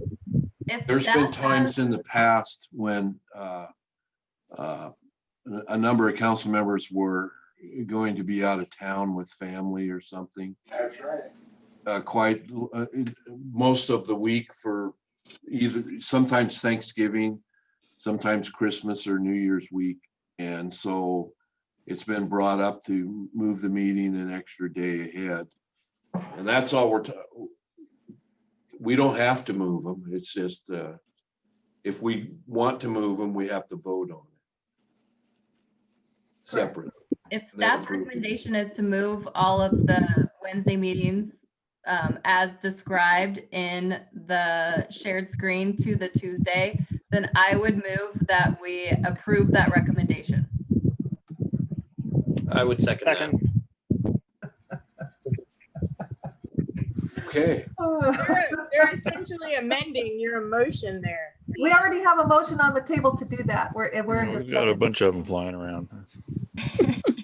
So we've gone through the holidays. Now the next part of the motion that's currently on the table. So was that just discussion, Katie? Yeah, that was just discussion, Katie. I would withdraw my motion and Thank you. discussion. Okay, is there any more Whatever's in discussion? the best interest of finishing this. I know. Well, really, then just call for the vote. Two more quick things at the end. You'll see that we're proposing 2 workshops for budget related items, and those also would be part of that's part of the motion that's on the table, is to also have 2 workshops in November. On the 17th and 18th of November. Correct. Okay. So the motion is to move November 11th meeting to November 10th. Move to have a workshop on November 17th and 18th. To move November 25th meeting to the 24th. And move the meeting on the 23rd of December to the 22nd. And the meeting that's on the 30th to the 29th. Any further discussion? Hearing none, all in favor, say aye. Aye. Aye. Aye. Opposed? The motion carries. And I trust the mayor that you'll work with our new finance director on the usual way that we get out that word out to the public and our staff and all that. Absolutely. Okay. And council members. Yeah. So the floor is still open for city council comments. And Tawny Andrews, I will just do it this way. If you wave at me or something, I'll call on you. All right, real quick. I just wanted to address one item that was brought up in public comment, and that was in relation to the homeless camp. And I just want to remind everybody that yes, the council voted to shut down the camp, and due to the governor's ongoing eviction proclamation, we are not permitted to do so. So that proclamation from the governor is still ongoing, so we cannot do that. Also, with budget season coming up, the police and fire chiefs would like me to remind you that the study for their buildings will be in the budget, and to keep us near and dear to their heart because we really need new buildings for all of those. And let's see, hold on, I had one more. Oh, and then they also mentioned the property sale, and we are starting the first steps with the ordinance that was on the agenda last tonight. So there we go. Thank you for bringing that up. I might point out also that staff just spent quite a lot of time and effort cleaning up the tassel camp and readjusting its size and repairing a lot of the decks that were in there and moving the fence and so forth. So there was a lot of effort just recently spent there. Yes, our Thank community you. development committee's been doing a wonderful job with that. They reduced the footprint, so that it really has been quite a chore for them. Okay, thank you, Tony. Liz. There's been a lot of people's ballots that have been rejected because of unmatched signatures in Aberdeen.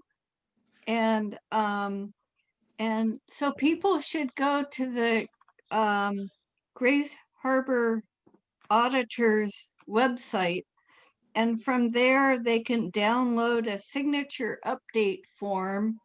They've got until 20 days after the general election to get that turned in to make sure their ballot gets counted. So I wanted to encourage people to follow up on that, check the status of your ballot and make sure it gets counted. And seems like the new ballot box at the car charging station is getting a lot of use. So thank you, Mayor, for making that happen. A lot of people made that happen. Thank you. My ballot went into that box the day after we received them in the mail. And since then I've looked online and didn't see my name on the list of messed up signatures. So I figured it must have went through by that time. So when you get my age, you never know what your signature is going to look like. Tell me. Nathan. Yeah, I'd just like to add on to that. If you go to the site votewa.gov, you can check on your ballot status. I checked mine last week and it was approved. So it will be in the count. It's a really easy process. You just fill out, I think it's like 4 fields, and they can find your ballot and let you know what its status is. And it's really important. This is your vote, so make sure it gets counted. Thank you. Alan, did you have something? Just real quick. First of all, I really like Nathan's disappearing hat. That's really cool. And Liz's disappearing cat. I will be in contact with the Coates team, and I'll make sure that everybody gets a digital copy of this original plan that we have, hopefully by Monday. So good, thank you. Thank you. Anybody else on the council? Okay. Margot? No, It's it's me. Debbie. It's Debbie. I move we Debbie. adjourn. Second. Motion It's is made to my adjourn. council seat. That's right. Mayor, Most- did you get your appointments?